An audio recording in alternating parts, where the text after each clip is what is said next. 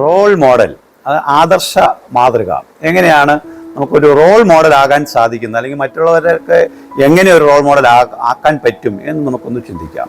അപ്പോൾ പലപ്പോഴും പേരൻസ് അല്ലെങ്കിൽ മാതാപിതാക്കൾ കുട്ടികളെടുത്ത് പറയും ഒരാളെ മോഡലാക്കണം അല്ലെങ്കിൽ ഇന്നയാളെ പോലെ ആകണമെന്ന് പറയാറുണ്ട്. അതുപോലെ തന്നെ കുട്ടികൾ, പഠിക്കുന്ന കുട്ടികൾ, അവർക്ക് സ്വയം ആഗ്രഹം വരും ഇന്നയാളെ പോലെ ആകണമെന്ന്. അപ്പം ആർക്ക് എങ്ങനെ ആകാമെന്ന് പരിശോധിക്കുമ്പോഴത്തേക്ക് ആർക്കാണ് ഒരു റോൾ മോഡൽ ആകാൻ പറ്റുന്നത്, അല്ലെങ്കിൽ എങ്ങനെ ഒരു റോൾ മോഡൽ ആകാം, അവർ വളരെ ഇൻസ്പയറിംഗ് ആയിട്ടുള്ള ഒരു ക്വാളിറ്റി അവർക്കുണ്ടായിരിക്കും. അവർക്ക് മറ്റുള്ളവരെ പ്രചോദിപ്പിക്കുവാനുള്ള ശേഷിയുള്ളവരായിരിക്കണം ഒരു റോൾ മോഡലാകാൻ പ്രാപ്തരായിട്ടുള്ളവർ.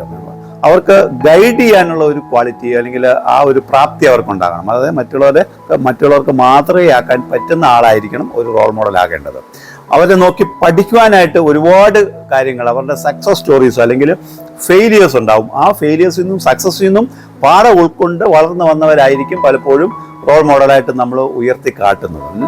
സ്വഭാവ രൂപീകരണത്തിന് ഉതകുന്നവരായിരിക്കണം ഈ റോൾ മോഡലായിട്ട് പലപ്പോഴും പുറത്തോട്ട് വരണം. കാരണം ഒരു മോഡൽ എന്ന് പറയുമ്പോൾ എപ്പോഴും നമ്മൾ പോസിറ്റീവായിട്ട് ചിന്തിക്കുക, ഒരിക്കലും നെഗറ്റീവായിട്ട് ചിന്തിക്കാറില്ല.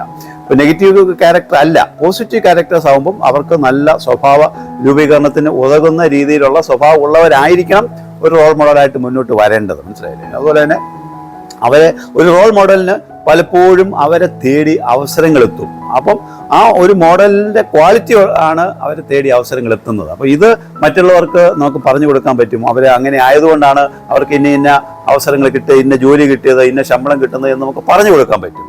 അതുപോലെ തന്നെ വിഷമഘട്ടത്തിൽ പലപ്പോഴും ഉതകുന്നതായിരിക്കണം ഈ ഒരു റോൾ മോഡലിൻ്റെ ക്വാളിറ്റി എന്നുള്ളത്. അതിനകത്തുനിന്ന് അവർക്ക് പ്രചോദനം ഉൾക്കൊള്ളാൻ പറ്റണം, അവർക്ക് മാതൃകയാകണം, അവർക്ക് അതിനകത്തുനിന്ന് പഠിക്കാനുണ്ടാകണം. അങ്ങനെ വിഷമഘട്ടത്തിൽ അവർക്ക് പ്രയോജനം ഉണ്ടാകുന്ന രീതിയിലുള്ള അനുഭവ സമ്പത്ത് ഉള്ളവരായിരിക്കണം പലപ്പോഴും റോൾ മോഡലായിട്ട് മുന്നോട്ട് വരേണ്ടത്.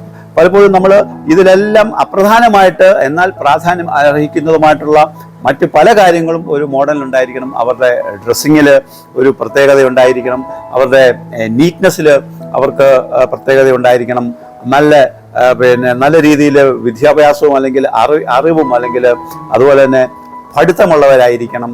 അതല്ല എന്നുണ്ടെങ്കിൽ അവർക്ക് പലപ്പോഴും ഈ ഏത് വിഷമഘട്ടത്തിലും അതിനെ അതിജീവിക്കാനുള്ള ഒരു ക്വാളിറ്റി ഉള്ളവരായിരിക്കണം. അവർക്ക് ക്ലെൻലിനെസ്, പ്രത്യേകിച്ചും മുടിയുടെ കാര്യത്തിലും അതല്ലെങ്കിൽ നഖത്തിൻ്റെ കാര്യത്തിലുമൊക്കെ നല്ല രീതിയിൽ വെട്ടി ഒതുക്കി നടക്കുന്നവരായിരിക്കണം. അപ്പോൾ ഇതൊക്കെ പലപ്പോഴും ഇതൊന്നുമില്ലാതെ പോലും മാതൃകയാകുന്നവരുണ്ട്. പക്ഷേ പലപ്പോഴും നമ്മൾ പോസിറ്റീവായിട്ട് ചിന്തിക്കുമ്പോഴത്തേക്ക് ഇങ്ങനെയുള്ള ചെറിയ കാര്യങ്ങളിൽ പോലും ശ്രദ്ധിക്കുന്നവരും അതുപോലെ തന്നെ നല്ല പെരുമാറ്റമുള്ളവർ, നല്ല മണമുള്ളവർ, അതല്ല എന്നുണ്ടെങ്കിൽ നല്ല മുഖഭാവമുള്ളവർ, മുഖശ്രീയുള്ളവർ, ഇവരൊക്കെ നമുക്ക് റോൾ മോഡലായിട്ട് പലപ്പോഴും നമുക്ക് പോർട്രേ ചെയ്യാൻ സാധിക്കും.